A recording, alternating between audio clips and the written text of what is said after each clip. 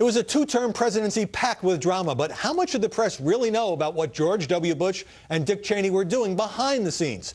Peter Baker, a White House correspondent for the New York Times, is the author of Days of Fire, Bush and Cheney in the White House. And I spoke to him earlier here in Studio One. Peter Baker, welcome. Thank you for having me. Was your portrait of Dick Cheney in this book different than the public image he had for 8 years? I think it is. I think that the public image was cartoonish at times, stick figure-ish, two-dimensional. He was a puppet master. He was the sinister force really running things. And like all myths, there's obviously, some truth in there. He was a very influential vice president, very powerful, no doubt, in the early years. But it's a relationship that was much more dynamic and changed over time. That sounds like, although you're being too polite to say so, quite an indictment of the media if the primary image of the vice president of the United States was cartoonish and two-dimensional.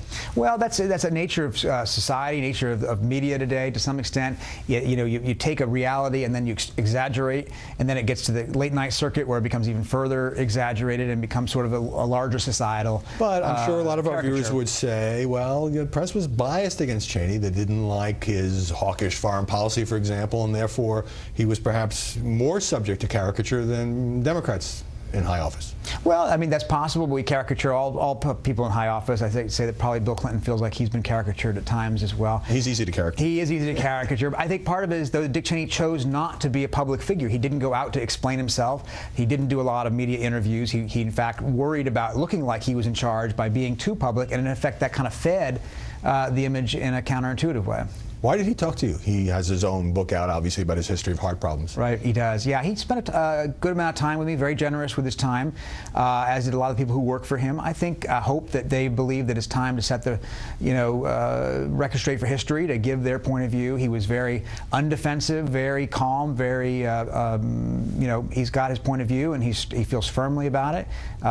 Looking back as a guy who covered the Bush administration, and who still covers the White House, how much did reporters know at the time about what was really going on behind closed doors, or do we always have to wait for the books and for people to be out of office and their tongues are loosened? Yeah, I think my current theory is that maybe we get 20%, 20%? Of what's really going on. I think we get essential truths. I think we get large truths. I think we're missing a lot of what's going on. Now, this book isn't going to get you to 100%, but maybe it gets you to 30 or 40%. And I do think that it matters once people leave office.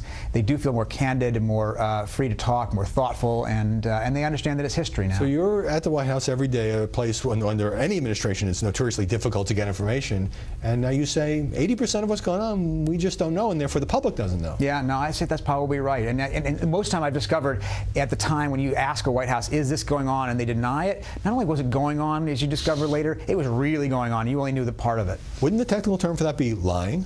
I think the technical term would be spinning. But there's a fine line sometimes between spinning and lying. Yeah. Since you cover the Obama administration, what is the difference between covering each of those governments in terms of the way you personally have been dealt with and the way the press is dealt with? Between Bush and Obama. Bush and Obama. Well, I think, I've said this before. I mean, I think Republicans look at the press and assume that they are not on their side and act accordingly. That was certainly the case of the Bush White House.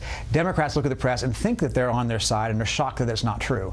And therefore, so there's more disappointment with you, correspondent for the New York Times, when you write what they might see as a tough piece or an aggressive piece because they hope for better from the mainstream media? Well, I think that might be true. I think that there's certainly a case that that there's a very aggressive pushback at times from this White House when you write stories that they don't particularly like. That's not unique to them, but they are definitely assertive about it, not shy.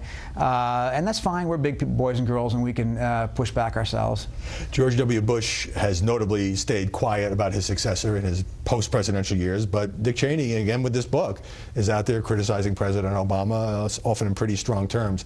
Given your coverage of the two men, does that surprise you that Cheney continues to be now functioning as a pundit from the sidelines? Right. No, I think he feels liberated. He's no longer anybody's number two. He's free to say what he thinks. And in some ways, his argument with Obama in public kind of is a proxy for his private argument that with Bush he had in the latter days of their administration, where he was not free to make to journalists because he had to be the loyal number two? He was a loyal number two. He didn't take it public, but he resisted some of the changes that President Bush was making in the second term, thought they were a bad idea, compromising on policies that he favored, and therefore had to swallow it.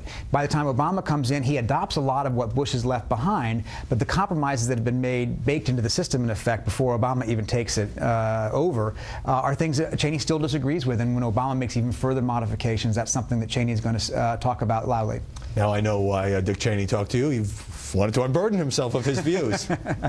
Peter Baker, thanks very much for joining us. Thanks for having me.